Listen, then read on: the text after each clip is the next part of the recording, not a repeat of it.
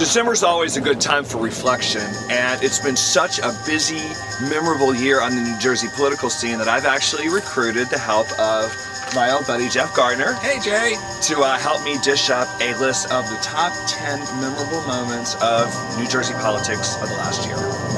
Awesome. If we're going to keep this under 10 minutes, we better get started. Number 10 on our list was New Jersey's abolition of the death penalty. When Governor Corzine signed the bill just before Christmas, it was not merely a victory for progressive-minded New Jerseyans, rather a gesture of peace and civility that made the whole world take notice. The city of Rome bathed their Colosseum in a special golden light just to mark the occasion, just for us. Of course, it's the same Colosseum where they fed criminals to lions back in the old days, rather stunning and ironic statement of just how far standards of civility have and continue to evolve.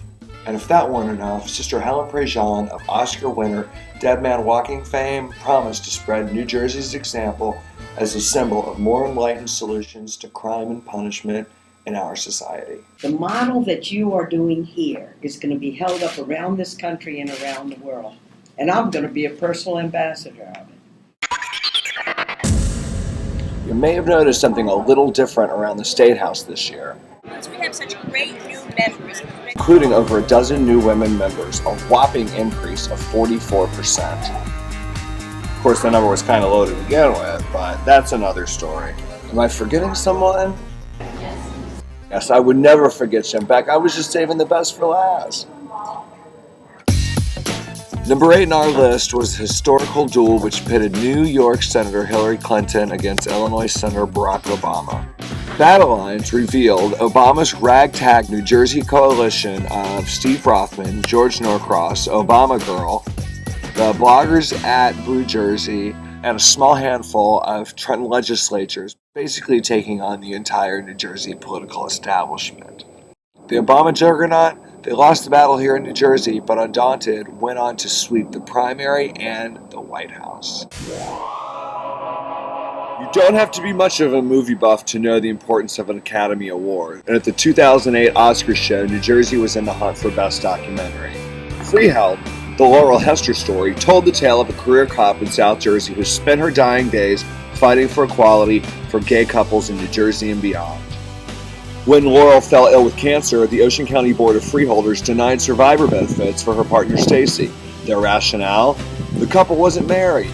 Of course, it's kind of hard for gays and lesbians to marry in New Jersey, but for one star-studded Oscar-winning night, it was all smiles. An announcement was made via video link-up from U.S. troops stationed abroad. The Oscar goes to Freeheld. It was Lieutenant Laurel Hester's dying wish that her fight against discrimination would make a difference for all the same-sex couples across the country that face discrimination every day. Were you in that crowd? I was. Where were you? I was actually at home with my not-a-husband. Are you ready for number 6? Jay, I've been waiting my whole life for number 6.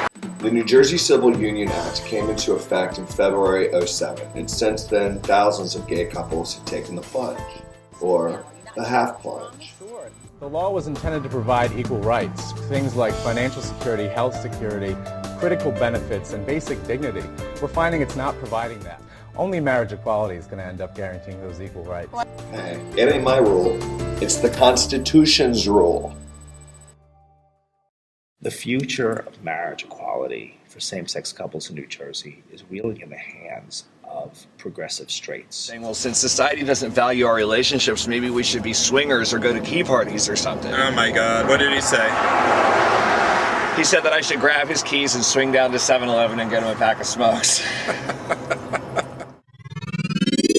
Some memories are more sober than others. Case in point, number 5 on our list, when several thousand of New Jersey's citizen soldiers were given their call to arms. There'll be 4,000 soldiers and airmen that will be affected by the deployment overseas. This was the largest single deployment of New Jersey National Guard troops since the Second World War. At the time, Military and Veterans Chairman Jack Connors was mindful for the thousands of New Jersey families involved, especially the ones whose post-military plans involved higher education. Said Connors, the federal government's inability to provide a meaningful tuition benefit is preventing countless soldiers from being able to move their lives forward once their service to our country is done. In the meantime, on to number 4. This is probably one of the most important days for New Jersey workers in the last 20 years. I bet you're curious what's got Senator Steve Sweeney all giddy. Look at that grin. How do you feel? Oh, I'm ecstatic. This past May, New Jersey enacted one of the nation's first family medical leave insurance laws. So now, Jersey workers can take 6 weeks off with half pay to care for a sick relative or parent. Hopefully this starts the momentum nationally.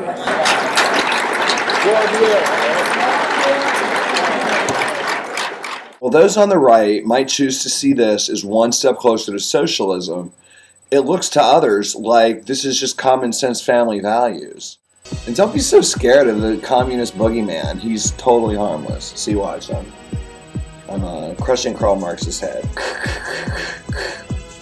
No hate mail, comrades, I'm only teasing. Communist boogeyman? Well, yeah, I had been editing all day. I was exhausted and I was a little bit punch drunk. Well, I'm just excited to get to the top 3. Despite strong warnings from incumbent Senator Frank Lautenberg to stay out, Brass knuckles, no. It's not tiddlywinks. South Jersey Congressman Rob Andrews made it official. Declare today, and I'm a candidate for the United States Senate. I'm going to respond to the challenge. Game on. Now, other than some perfunctory posturing from Frank Lautenberg, he was pretty cagey about his strategy. Fortunately, I'm able to demonstrate. Channeling Frank, take 1. I'm waiting for some Chinese takeout. Which congressman?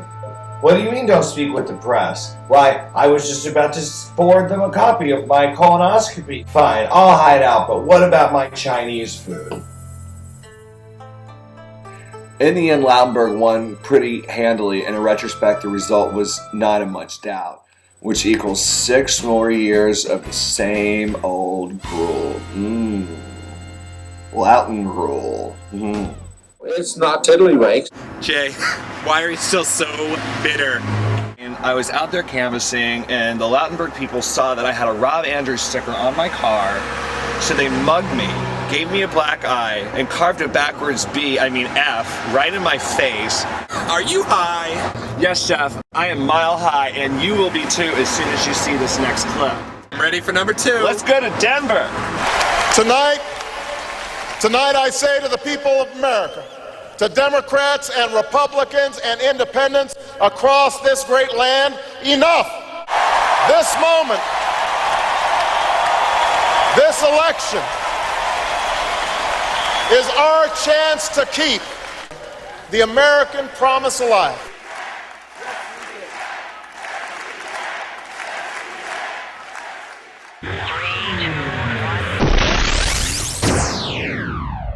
Kinda had to know Election Day would top any most memorable list. And in New Jersey, there were some highly anticipated contests, especially the 3rd District Congressional Duel, which saw Democrat John Adler and Chris Myers of the GOP fighting for a seat that had been in Republican hands since 1882.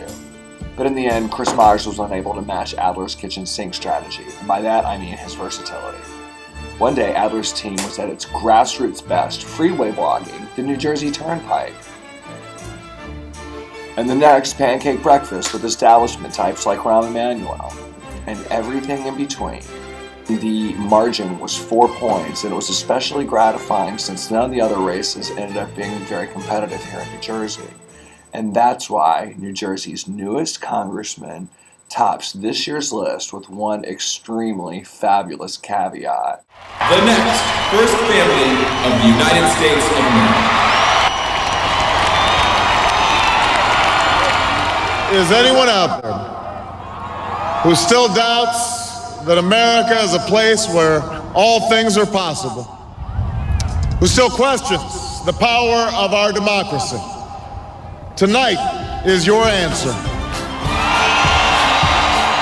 Because of what we did on this day, in this election, at this defining moment, change has come to America.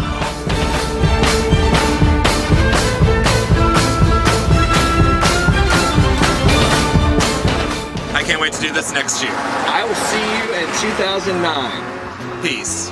And Merry Christmas, Kwanzaa, and everything.